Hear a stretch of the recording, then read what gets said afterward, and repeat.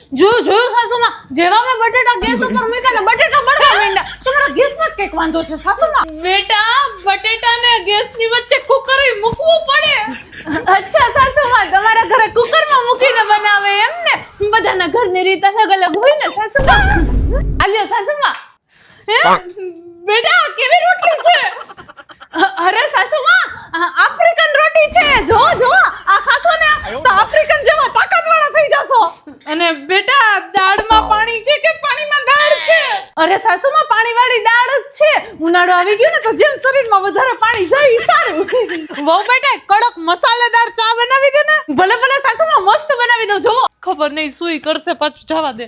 મરચું હળદર દાણા જીરું ગરમ મસાલો બધાય મસાલા નાખી દઉં, થઈ જશે એકદમ કડક મસાલેદાર ચા. સાસુમાં ખુશ થઈ જશે. એ આ શું કરસ? આલ્યો સાસુમાં, તમારી મસાલાવાળી ચા પીવી છે ને તમારે? આલ્યો. અરે ચાનો મસાલો નાખવાનો હોય ડોદી.